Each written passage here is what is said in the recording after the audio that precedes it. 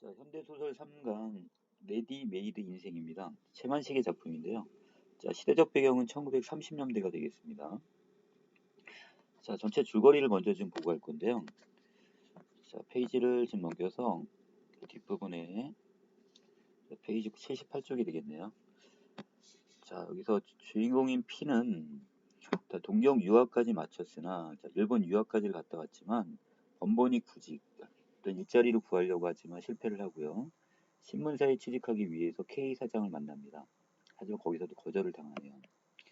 자, P는 자신의 인텔리인 것을 원망하기도 하고, 인텔리가 뭐야? 어떤 고급 어떤 고등 교육을 받은 어떤 지식인 정도로 보시면 되겠네요. 이것을 외려 원망하며 보고 또한 자신과 같은 지식인 실업자를 양산해낸 사회를 원망하기도 합니다. 자, P와 M은 H를 졸라서 그의 법률책을 전당포에 잡혀 돈 6원을 만들어가지고 두 사람이 둘이서 술집을 전전하다 집으로 돌아옵니다. 자, 결국 법률책, 공부하던 책까지 팔아가지고 결국 술을 먹는 지식인들의 모습이 보이네. 자, 그러다가 고향의 형으로부터 9살짜리 아들 창선이를 올려 보낼 테니까 아버지 구실을 하고 기르라는 내용의 편지가 오고, 자, P는 아들만은 자신과 같은 인텔리 실직자를 만들지 않겠다고 생각하며 아들을 결국 어떻게 인쇄소 무료 견습공으로 맡기고 돌아옵니다. 자, 이렇게 소설 끝나는데, 자, 이 부분에서는 지식인이지만 결국 자신의 능력을 지금 발휘할 수가 없네요. 왜? 자, 너도나도 지금 대학 유학까지 갔다 오고, 저런 지식인이 되지만 결국 이 회사에서 결국 취직을 할 수가 없어요. 자, 더 나아가서 그의 아들 같은 경우는 지금 9살이 됐는데도 교육도 초등학교도 지금 보내지 않은 이런 학생입니다, 지금. 그래서 아이를, 학생이 아니라 아이를 결국 어떻게, 자, 공장에 지금 취업을 시키고 오는 이런 내용입니다. 자, 본문으로 들어갈게요. 자, 1934년 이 세상에도 기적이 있다. 그것은 P가 굶어 죽지 아니한 것이다. 그랬으니까 이걸 기적이라고 할 수 있을까요? 자, 왜 그러냐? 지금 P는 지금 직업도 없단 말이야. 지금 경제적으로 지금 무능력하고 먹고 살 것도 없어. 생계가 지금 힘들단 말이야. 그런데 굶어 죽지 않았대. 자, 이것은 은연중에 지금 무능한 P를 지금 어떻게 하는 거? 비꼬고 풍자하는 내용입니다. 그는 최근 일주일 동안 돈이 생긴 데가 없어. 더 이상 저당을 잡힐 것도 없고, 어디서 돈벌이를 한 적도 없습니다. 그렇다고 남의 집 문 앞에 가서 밥 한 술 주시오 하고 구걸을 하는 것도, 이것도 어떻게 남의 물건을 훔치는 것도 하지 않았어. 그러나 그동안 굶어 죽지 아니했어. 얄긴 했지만 그래도 멀쩡하게 살아있고, 피와 같은 인생이 이 세상에 하나도 없이 싹 치운다면 글로 하는 사람이 조금 편해질지도 모른다, 이렇게 생각을 합니다. 자, P가 소부르주아 축, 바로 이제 소시민 축에 끼이는 인텔리가 아니요 노동자였더라면 그동안 거지가 되었거나 비상돈을 썼을지도 몰라. 자, 근데 그에게는 그런 용기도 없는 소극적인 어떤 태도를 보이네요. 그러면서도 죽지 않고 살고 있습니다. 그렇지만 죽기보다는 더 귀찮은 일은 그를 잠시도 해방시켜주지 아니한다 그랬으니까, 자, 또 귀찮은 일이 있나봐. 바로 그의 아들 창선이를 올려 보낸다고 어젯밤 편지가 왔네요. 자, 그리고 오늘 아침에는 경성역에 당도한다는 전보까지 오게 됩니다. 자, 이것이 이제 새로운 사건 전개, 이걸 좀 암시하죠. 자, 오정 한 12시, 난 12시쯤 돼서 전보를 받은 P는 갑자기 정신이 난 듯이 쩔쩔매고 돌아다니면서 돈을 마련합니다. 왜? 지금 돈 한 푼 없어. 자, 아들하고 같이 살려면 일정한 생계비가 필요하겠죠? 자, 하고 돌아다닌 것이 석양 때가 겨우 15년 지나서 15원 정도로 빌렸나 봐요. 자, 남단입니다. 종로에서 풍론이 냄비니 양재기니 숟가리니 무언이 해서 살림살이 나부랭이를, 자, 전체적으로 살림살이를 간단하게 장만을 합니다. 자, 누구랑 쓸 거? 예, 창선이랑 함께 쓸 여러 가지 어떤 냄비, 그다음에 이 양재기는 거 그릇을 얘기하고요. 또 숟갈 같은 걸 따로 준비를 하네요. 자, 그리고는 잡지사에 있을 때 알게 된 그 인쇄소의 문서 과장을 찾아갑니다. 월급도 다 필요 없으니까 다만 일만 가르쳐주면 그만이니까 어린아이 하나를 좀 맡아달라고 지금 졸라댔습니다. 자, A라는 그 문성과장은 요리조리 칭탈, 자, 핑계를 댑니다. 자, 그는 그러면서 누구의 그 친한 사람의 집 어린애를 지금 추천하는 줄 알고 있었던 것 같아요.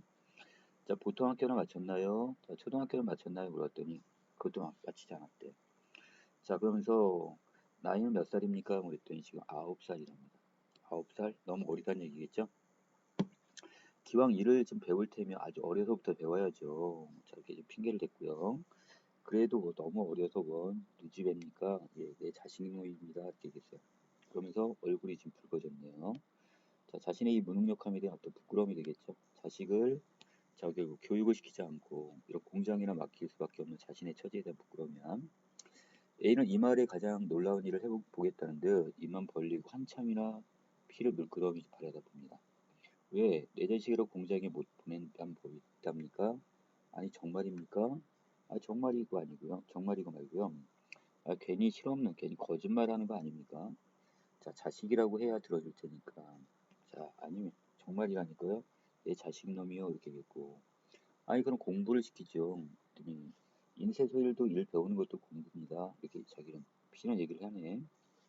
아 그건 그렇지만 학교에 보내야죠. 자, 학교에 보낼 처지도 못 되고 보내봤자 사람 구실도 못할 테니까. 왜? 자기처럼 결국 지금 어떻게 교육을 받았지만 결국 뚜렷한 직장도 없단 말이야. 그렇다면 사람 구실을 못한다는 거 보는 거죠. 그거 참 모를 일이요. 우리 같은 놈은 이 짓해 가면서도 자식을 공부시키느라고 애를 쓰는데 도리어 공부시킬 줄 아는 사람이 자, 어떻게 좀 어느 정도 지식이 있으니까 자식 같은 거는 더 특별하게 더 교육을 시킬 그런 의도가 있어야 되는 거 아니냐. 자, 이런 사람들이 왜 보통 학교도 아니 마친 자제를 공장에 보냅니까? 자, 내가 학교 공부를 해본 나머지 그게 못 쓰겠다 했으니까 그랬으니까. 자, 이 의도는 결국 구체적으로 지금 어떤 여기서 자기가 공부 지금 어디 대학까지 지금 마치고 보고 나니까 자, 그런데 지금 못 쓰겠다는 것은 결국 지금 취업도 못하고 자, 이런 거 아닙니까? 바로 자기 지식인에 대한 어떤 자조적인 자기 스스로를 조롱하는 거죠. 자, 허무함을 드러내고 있네요. 자, 글쎄, 전 그러시다면 내가 내 자식과 진배 없이 다를 바 없이 잘 데리고 있으면서 일이나 착실히 가르쳐 드리는만 그렇지만 어린애가 너무 애처롭잖아요. 이렇게 얘기했습니다. 자, 상당히 불쌍히 여기고 있고 자, 마지못해서 여기 있는 이 문성공인 이 과장은 결국 받아주네요. 창선이를. 자, 그래서 애처롭은 거야. 아버지 된 내가 더하지만 그것이 제게는 약이 될 테니까. 그리고 창선이한테는 약이 된다 이렇게 얘기하네요. 자, 오른쪽입니다. 자, 시점은 전지적 작가 시점이에요. 서술자인 내가 작품 밖에 있다는 얘기네요. 자, 그리고 주제는 식민지 현실을 살아가는 지식인의 좌절과 고통이 드러났고요. 식민지 사회의 구조적인 병폐. 자, 이거 지금 잘 보입니다. 자, 특징은요. 냉소적이고 비꼬는 듯한 어조를 통해서 풍자의 효과를 지금 높였고 사회 구조적 모순으로 인해서 고등 실업자로 전락할 수밖에 없었던 식민지 지식인을 이 공장에서 만들어져 나와 팔리기만 기다리는 기성품 레디메이드 자 이렇게 빗대어 풍자를 하고 있습니다. 자, 그 다음에 등장인물 상당히 이제 어떻게 식민지 지식인으로서 피는 자, 고등 실업자이며 레디메이드 인생의 전형적 인물입니다. 자, 그리고 이 사람은 학교 교육에 대해 부정적이죠. 자, 그리고 여기서 자식한테 교육을 시키느니 자, 차라리 뭐 기술을 가르치겠다 이렇게 얘기를 합니다. 자, 그 다음에 피의 아들 자, 9살밖에 안 된 창선인데 인쇄소에서 지금 무려 견습공으로 이제 보내지게 됐네요. 자, 이걸 통해서 바로 식민지 현실의 구조적 병폐, 구조적인 어떤 문제점, 이거에 대한 소극적 저항. 그런 어떤 문제점을 알면에도 불구하고 자기가 할 수 있는 것은 아들을 공장에 보내는 것밖에 없단 말이야. 자, 이것이 소극적 저항으로 볼 수 있겠죠. 자, 문제 갑니다. 1번 이 글에 대한 설명이 적절한 걸 지금 찾으라고 있습니다. 자, 여기는 1934년이라는 구체적인 시대적 배경을 제시했죠.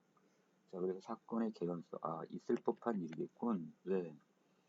자, 그 당시 1934년이라면 일제 강점기의 상황이 되는 거고, 자, 그 상황에서 어떤 고등 실업자들이 많았답니다. 그래서 이때 있을 법한 어떤 이야기, 자식을 공장에 보낼 수밖에 없었다. 자, 그 다음에 2번입니다. 이거를 통해 알 수 있는 사실이 아닌 걸 찾으라고 했죠. P는 지식인으로서 한때 학생을 가르쳤다고 그랬는데 이 사람 학생을 가르쳤다는 뜻이 아니라 아까 지금 얘기했던 자, 여기서 학교 공부를 시킬 줄 아는 사람이란 아니 그런 고등교육까지 받았다면 자식들도 그런 교육을 지금 가르쳐야 될 법한 사람들이 이 정도로 해석해야 돼요. 실제 이 사람 교사였다는 건 없습니다. 자, 3번 이 글에서 편지와 전보의 기능은 뭐냐. 자, 앞에 부분에서는 누구의 이야기를 했고요. 자, 여기서는 P에 대한 이야기였고 아랫부분에서는 바로 누구? 그의 아들 창선이가 지금 시골에서 올라온다는 이야기니까 자, 바로 새로운 사건의 전개시키는 역할을 하게 되네요. 4번입니다. 자, 지시문 중에 지금 적절치 않은 걸 찾으라고 했는데 자, 동그라미 미음 부분에 보면 자, 지금 누가 여기서 그 P가 자기 아들을 지금 학교에 안 보내고 지금 공장에 보낸다고 하니까 거기에 대해서 고참 모를 일이요 이렇게 됐단 말이야. 자, 이거 화를 내는 부분이 아니라 자, 의아해서 의아한 거죠. 어리둥절한 거예요 지금. 아니 보통 사태면 자기처럼 외려 공장에 있는 사람들은 자식들을 어떻게든지 자기와 똑같은 직업을 안 갖게 하기 위해서 공부를 시킬 텐데 그리고 이 사람들은 P는 지금 지식인이란 말이야. 그러면 이런 사람일수록 더 교육열이 더 지금 클 줄 알았더니 도리어 지금 아이를 자기 친자식을 지금 공장에 보낸다는 거에 대한 의아함 이렇게 보시면 될 것 같아요. 자, 그 다음에 5번에 갑니다. 자, 여기서는 지금 적절치 않은 건데 1929년부터 39년까지 있었던 대공황은 세계 경제에 치명타를 남깁니다. 자, 결국 아래 밑줄도 갈게요. 자, 고학력 실업자가 급증했고 자, 교육의 역할에 대한 회의, 거기에 대한 의문, 다른 말로 이거 부정이라고 보셔도 돼요. 자, 의문을 품는 거니까 이제 부정적인 생각들이 지식인들로부터 고개를 들기 시작했다 이렇게 보시면 됩니다. 자, 이걸 통해서 지금 자, 적절하지 않은 건데 무일푼인 P가 A에게 굽실거리는 것은 왜 그랬을까요? 자, 이 빈부적인 차이보다는 자기는 자식을 지금 부탁을 해야 될 입장이 되는 거죠. 자, 그렇기 때문에 이걸 계층 간의 어떤 갈등이라고 볼 수는 없고 자, 자기가 지금 자식을 지금 부탁하는 입장에서 굽실거릴 수밖에 없는 거죠.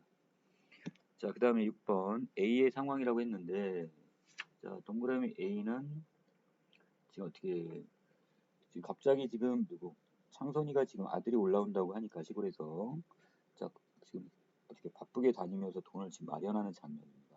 자, 그러면 동쪽으로 서쪽으로 자, 분주하다 바쁘다 이거죠.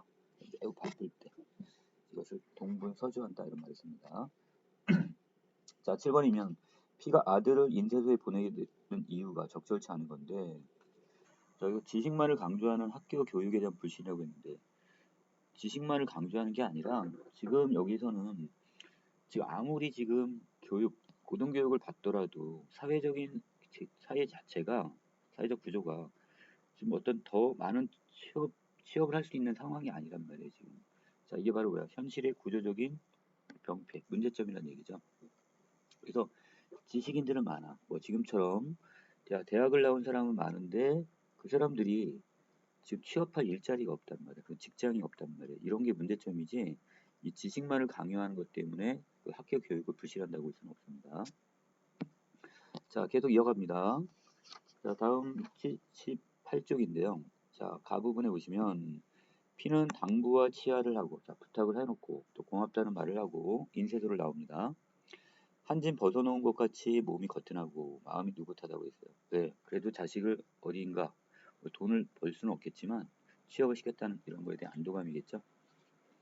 그는 집으로 올라가는 길에 쌀가게에 가서 지금 쌀을 한 마리를 지금 배달해달라고 부탁을 했고 자, 배추도 샀고 자, 5원을 썼네요. 자, 남은 10원 중에서 6원을 집세로 냅니다. 그랬더니 주인이 되게 좋아하네요. 자, 그래서 내가 P가 뭘 부탁을 했어요? 배추로 지금 김치를 담가달라고 했는데 거기에 대해서 이제 응답을 하는 장면이고요. 자, 남은 단입니다. 이튿날 저녁 없이 첫 새벽에 일어난 P는 서투른 솜씨로 하룻밥을 지어놓고 정거장으로 나갑니다. 자, 그리고 자, 그의 형에게서 온 편지에서 S라는 고향 사람이 서울 올라오는 길에 따라 보낸다고 했으니까 P는 창선이보다도 더 낯이 익은 S를 찾습니다. 그만큼 아들과는 몇 년, 지금 4살 때 보고 지금 9살이 되었으니까 한 5년 만에 보니까 지금 되게 낯이 익진 않을 거야. 낯설 거야. 자, 그래서 낯익은 S를 찾습니다. 과연 차가 씩씩거리고 차가 도착을 했고요. 자, 그리고 자, 바로 S라는 사람이 지금 창선이를 데리고 지금 도착을 했네요. 자, 보니까 창선이는 고쿠라 양복. 자, 일본 고쿠라 지방에서 나오는 양복입니다. 결국 메디인 저기죠, 재팬이죠. 자, 이것을 입고 이화표를 붙은 학생 모자. 예전에 중학교 고등학생들이 쓰는 그 모자를 얘기합니다. 그리고 거기다가 보따리 하나 쥐고 무엇을 꾸린 것을 손에 들고 차에서 내린 어린아이인 창선이를 보게 되는데요. 실제 창선이는 지금 학교 지금 나오지 않았잖아, 지금. 자, 그래서 어떤 교육에 대한 어떤 나름대로의 부러움이나 이런 것을 볼 수 있을 것 같아요. 자, 그 다음에 저게 내 자식인가 생각을 하니까 P는 어쩐지 속으로 얼굴이 붉어지고 한편 가엾어집니다. 했대요. 왜? 아버지로서 너무 무능력한 거야. 이게 좀 부끄럽겠죠?